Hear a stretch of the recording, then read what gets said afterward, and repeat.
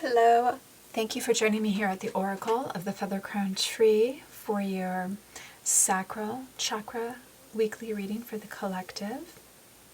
This is a simple 2-card spread that I read intuitively for us.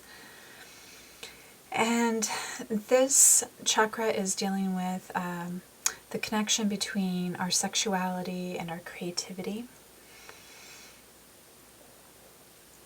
If you're not familiar with the chakra system, still feel free to listen to these readings, as they're really, they help segment our reality into smaller pieces so we can examine them, more distinctively than the whole all at once. So it's a way of just kind of peering into one specific part of our life and framing it.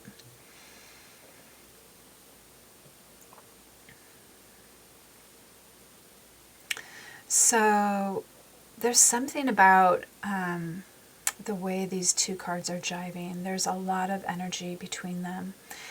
And by the way, this one is representing the sacral. This one represents the well matrix chakra. So I always bring in an additional card or two from other chakras, from either the earth or the higher realms, to help evolve this chakra, help get it tuned up. So I'm getting a sense of loneliness, and that's approaching despair, and even isolation, and maybe a reflection on the history of one's sexual involvements. And really thinking about that, thinking about how one has almost used their sexuality as a commodity and has spent it, has given it away, and thinking of its value and not really understanding its value if it's been given away in bits and pieces, maybe through the years, to different individuals. I don't feel like there's definitely a conclusion about this, but there's a reflection and assessing of one's history with their personal sexuality.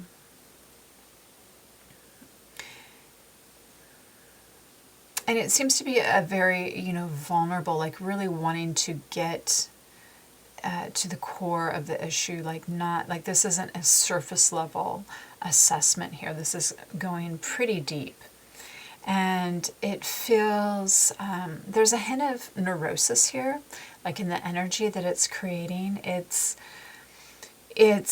an energy that's not easy to intellectualize because it's so visceral, and I feel like it's just creating a lot of frenetic energy around how one's sexuality is connected to the vibration of love, and how it's connected to creativity as well, and how those are those two things different? What is the relationship, or how do those two concepts or vibrations coexist?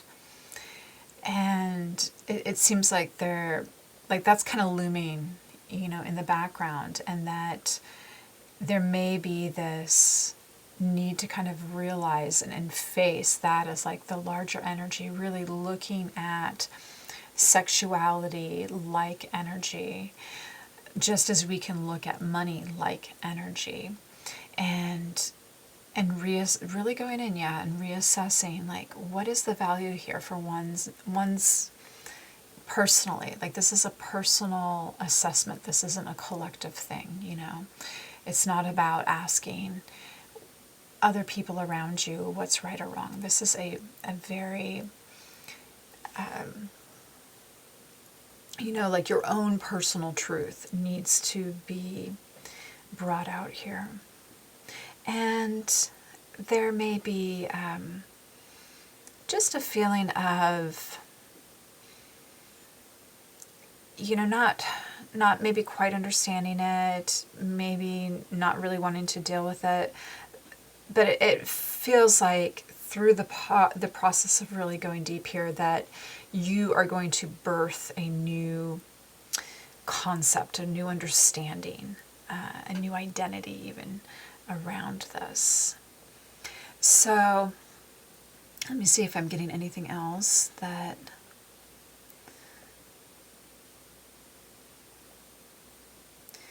Yeah, I feel like there's been some going deep for sure, going into what feels like, like dark energy, but I don't mean dark energy in a way like it's negative, bad.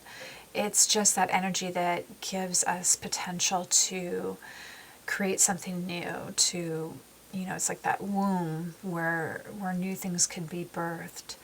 And I see that there is, in this energy, an acknowledgement of one's beauty and one's love, and how we are alone with that, and that it's not in partnership, like that exists as is. Like, we don't need partnership to acknowledge that we are love and that we are beautiful.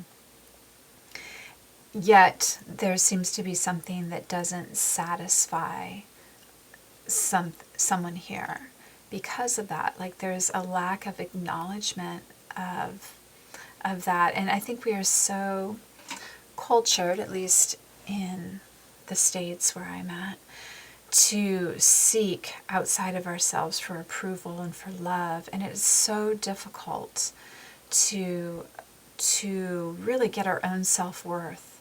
And, which is connecting here to our sexuality too. You may want to look at if that's been an issue for you. But really looking at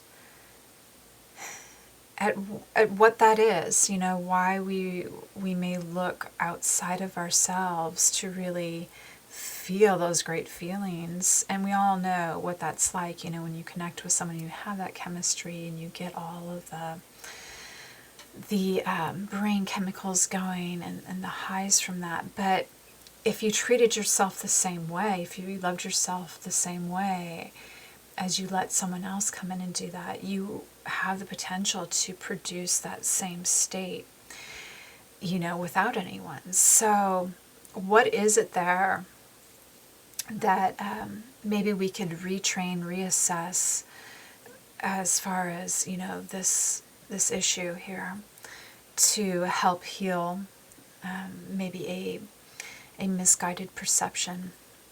So thank you for joining me, and tomorrow we are going to do the solar plexus chakra. So please join again if you can for that. Thanks so much.